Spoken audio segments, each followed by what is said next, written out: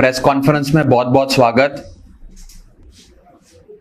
आम आदमी पार्टी के अहमदाबाद कार्यालय में इस प्रेस कॉन्फ्रेंस का आयोजन किया गया है। आप सब यहां आए, आप सबका मैं तहे दिल से धन्यवाद करता हूं। साथियों, गुजरात का विधानसभा चुनाव पिछली कई बार से भारतीय जनता पार्टी के लिए एक वॉक ओवर इलेक्शन होता था। वॉक ओवर चुनाव यानी कि एक ऐसा चुनाव जिसमें ना प्रचार की जरूरत पड़ती थी, ना इश्तेहार की जरूरत पड़ती थी, ना अपना दम झोंकने की, ना अपना खून पसीना एक करने की जरूरत पड़ती थी बीजेपी को। बीजेपी वैसे ही गुजरात का चुनाव जीत जाती थी।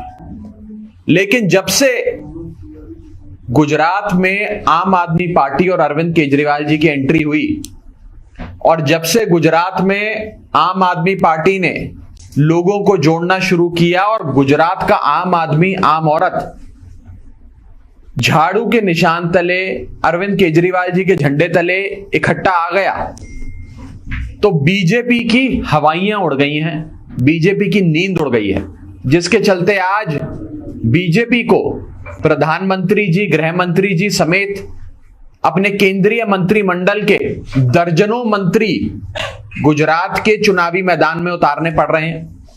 बीजेपी को अपने 10 से ज्यादा मुख्यमंत्री गुजरात के मैदान में उतारने पड़ रहे हैं और उसी के साथ साथ 150 से ज्यादा सांसद,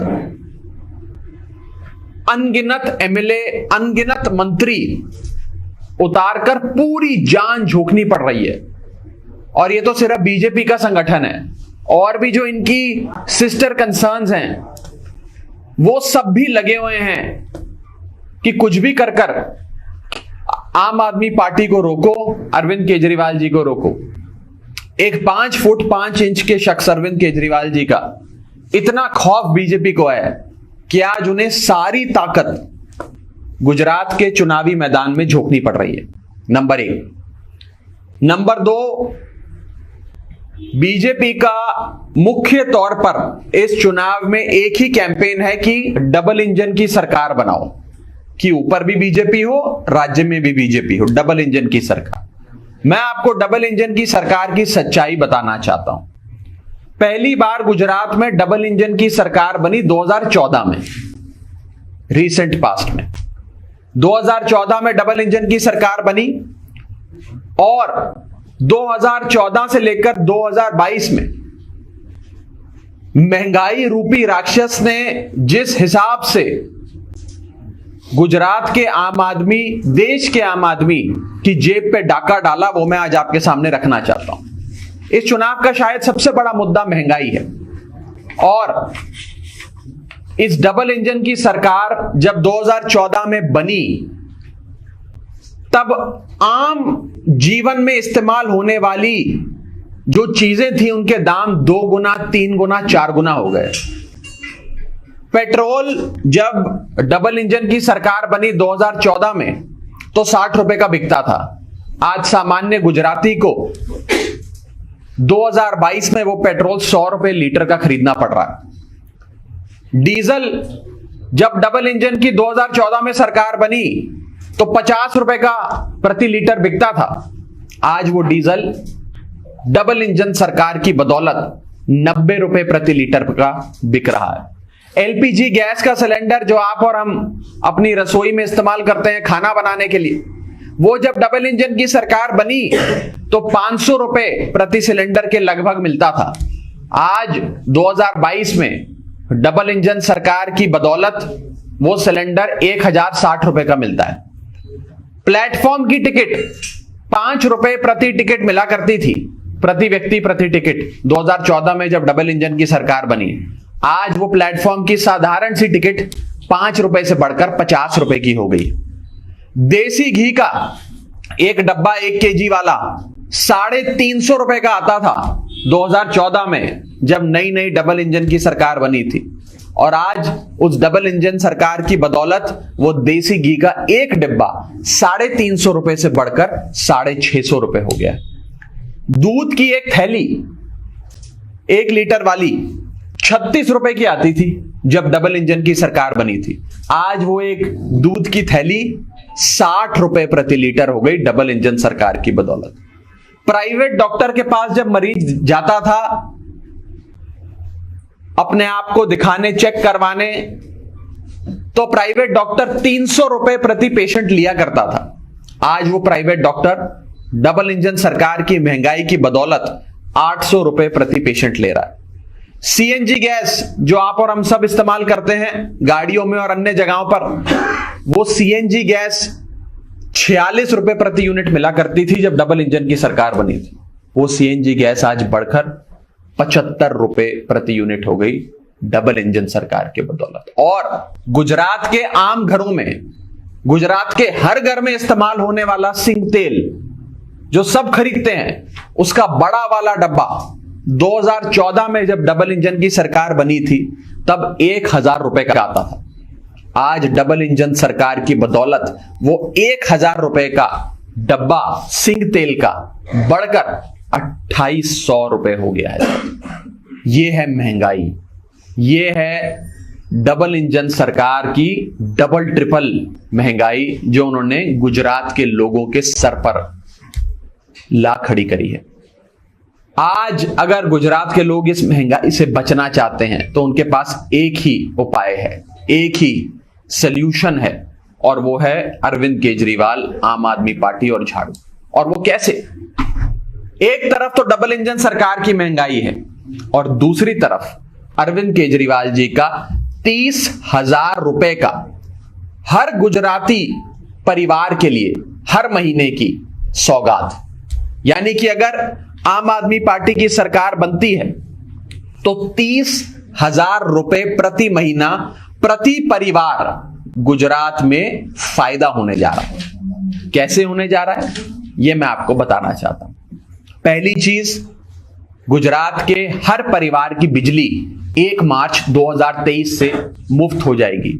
यानी कि महीने का 4,000 रुपए आपका बचेगा। 4,000 रुपए। घर में अगर परिवार में 2 बच्चे हैं, उनको विश्व स्तरीय सरकारी स्कूलों में शिक्षा मिलेगी। प्राइवेट स्कूलों से बेहतर शिक्षा देंगे, बढ़िया एटमॉस्फेयर देंगे, बढ़िया इंफ्रास्ट्रक्चर देंगे और बिल्कुल मुफ्त देंगे। यानी कि करीब करीब 10,000 रुपए हर परिवार के शिक्षा के खर्च पे जो होते थे वो बचेंगे। इसके साथ साथ दवा, दवाई, इलाज, ऑपरेशन सबका मुफ्त हो जाएगा। बढ़िया मोहल्ला क्लिनिक बनेंगे, बढ़िया सुपर स्पेशलिटी अस्पताल बनेंगे, और 100 रुपए की दवाई हो या 10 लाख रुपए का ऑपरेशन हो, सारा खर्च गुजरात की केजरीवाल सरकार उठाएगी। आपको 1 पैसा खर्च करने की जरूरत नहीं है। तो लगभग माना जाए हर गुजराती परिवार का महीने का स्वास्थ्य सेवाओं पे, दवा दवाई पे खर्च होने वाला 7,000 रुपए बचेगा। इसी के साथ साथ अगर गुजरात के एक परिवार में 2 बेरोजगार युवा हैं, जब तक उनको सरकार नौकरी नहीं लगवा के देती तब तक 3,000 रुपए हर गुजराती युवा को हर महीने बेरोजगारी भत्ता, अनएम्प्लॉयमेंट अलाउंस उसकी जेब में डालने का काम करेंगे। यानी कि 6,000 रुपए प्रति परिवार। अगर 2 युवा हैं तो 3,000 रुपए एक को, 3,000 रुपए एक को, 6,000 रुपए हर महीने का हर गुजराती परिवार को मिलने लग जाएगा। और इसी के साथ साथ महिलाओं के लिए सौगात। हमारी माताएं बहनें जो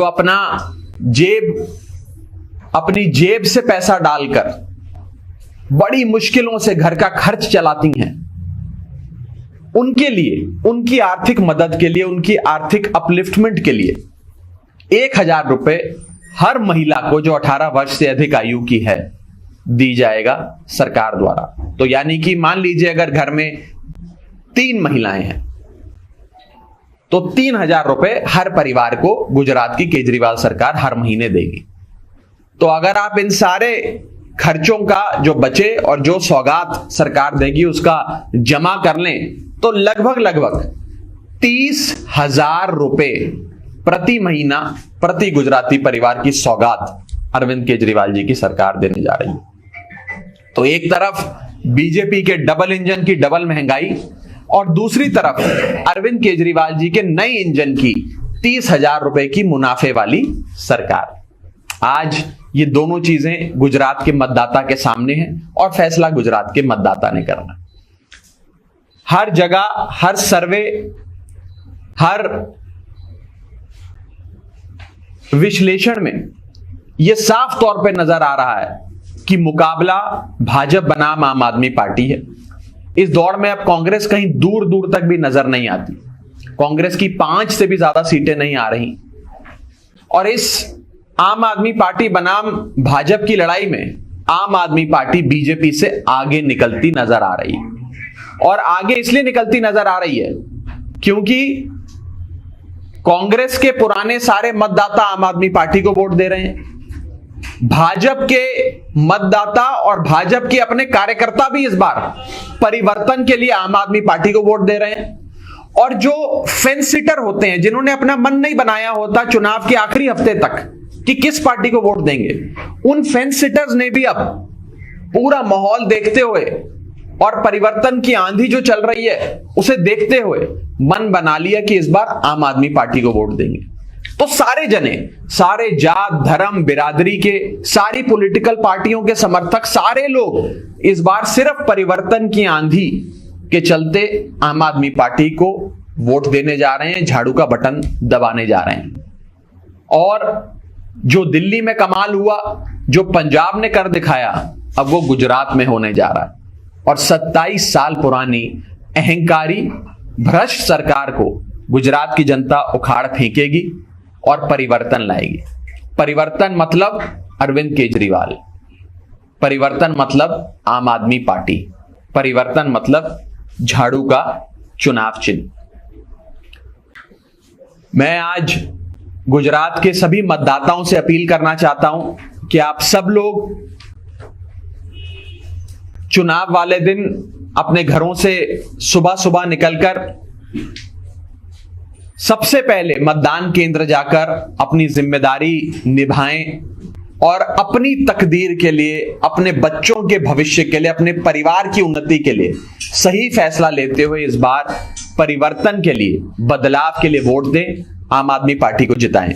कोई सवाल है किसी का तो आप पूछिए। जो बजट है 2022-23 का गुजरात सरकार का, वो 2,43,965 करोड़ रुपए का बजट है और आप जो फ्री बिजली देने का वादा कर रहे हैं गुजरात की जनता से, आपने अनुमान लगाया कि कितना खर्च आएगा? पंजाब में जब हमारी सरकार बनने जा रही थी तो हमसे पंजाब के पत्रकार ऐसा ही सवाल करते थे कि भाई पंजाब में तो 3 लाख करोड़ का कर्जा है सरकार पे और पंजाब का बजट तो 2 लाख करोड़ भी नहीं है, उससे भी कम है, तो आप लोग कहां से फ्री बिजली दे देंगे? हमने सरकार बनने के 3 महीने के अंदर फ्री बिजली पंजाब के लोगों को देनी शुरू कर दी। दिल्ली में जब हमारी सरकार बनी थी तो कहा जाता था अरे ये तो घाटे वाली सरकार है, मुफ्त बिजली कैसे दोगे? आज 7 साल हो गए अरविंद केजरीवाल जी को सरकार चलाते दिल्ली में। 7 साल हमने मुफ्त बिजली देने का काम दिल्ली के लोगों को किया।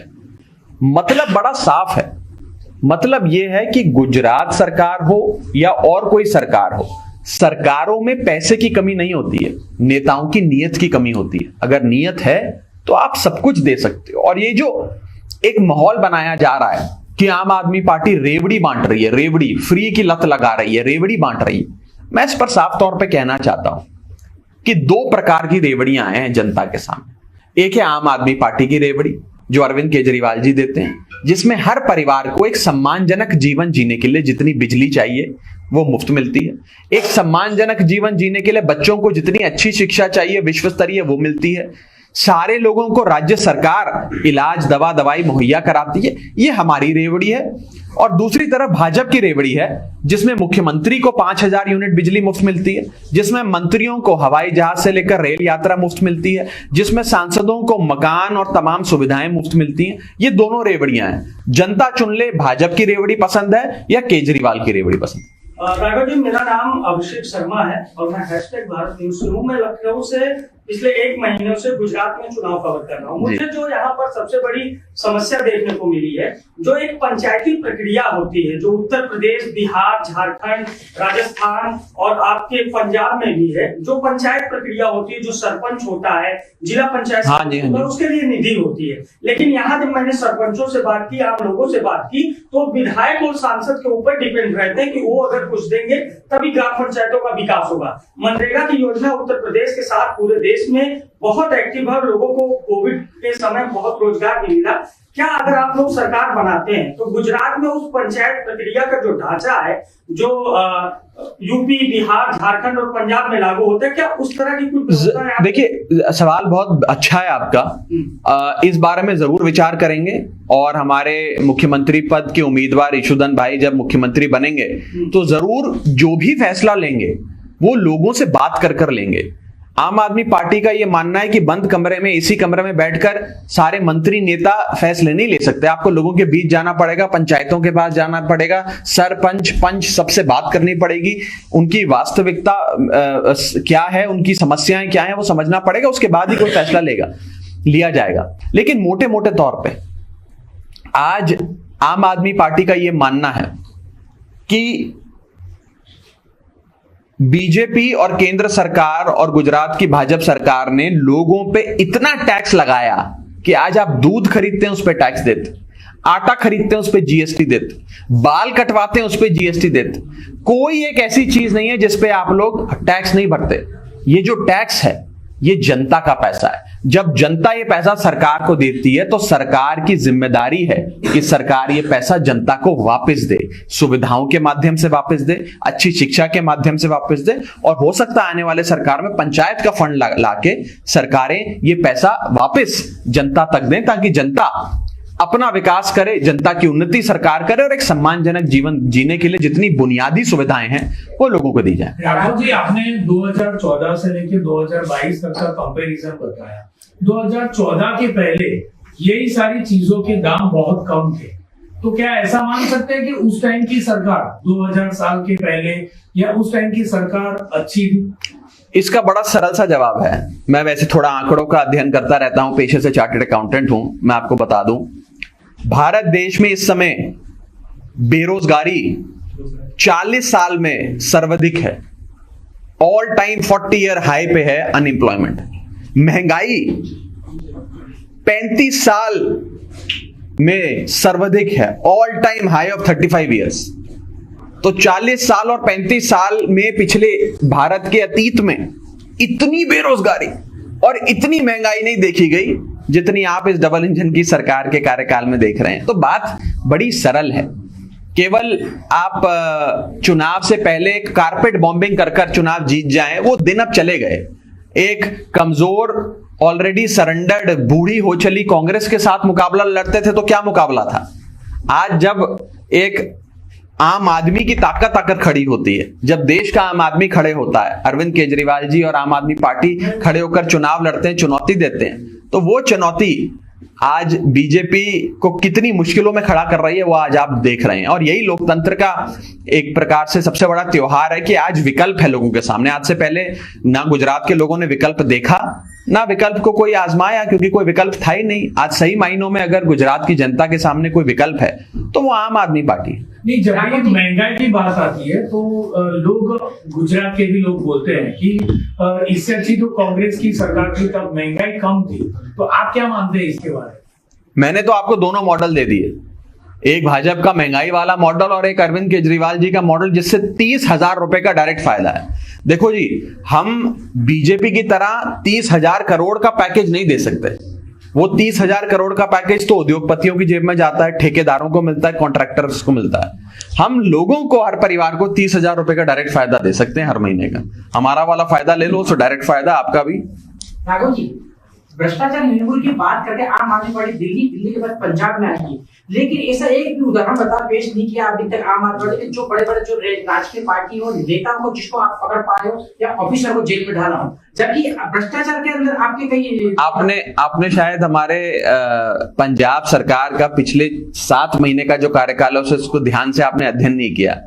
पंजाब सरकार के विजिलेंस विभाग ने, पंजाब सरकार के एंटी करप्शन विंग ने करीब करीब 1 दर्जन नेताओं को, अफसरों को, और वो सारे भ्रष्ट व्यक्ति जो सरकारी पैसा और सरकारों के पैसे का दुरुपयोग करते थे, अपने महल बनाते थे, सरकारी खजाने को लूटते थे, उन सबको जेल में डाल दिया है। सिर्फ 7 महीने के अखबार आप पलट कर देख लीजिए, आपको हमारा एक्शन पता लग जाएगा।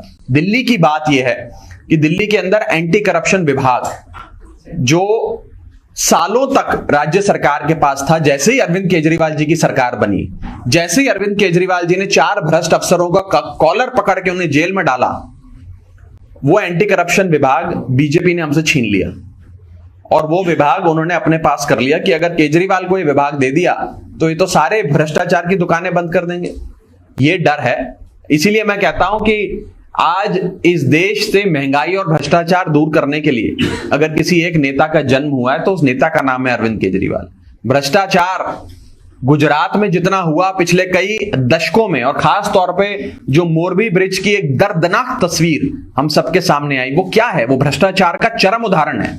उससे बड़ा उदाहरण भ्रष्टाचार का नहीं हो सकता कि एक घड़ी बनाने वाली कंपनी को ब्रिज पुल बनाने का काम दे दिया। 2 करोड़ का ठेका था, 12 लाख रुपए उसने खर्च करे। 6 महीने में काम होना था, 2 महीने में काम कर कर ब्रिज खोल दिया। अगर ये भ्रष्टाचार नहीं है तो क्या है? और पैसा ऊपर तक गया होगा। आम आदमी पार्टी आएगी, जांच करेगी, जिन जिन लोगों ने लोगों की जानों से खेला, जिन जिन लोगों ने भ्रष्टाचार किया, उन सबको पकड़ के जेल में डालेगी। बहुत बहुत शुक्रिया। Thank you.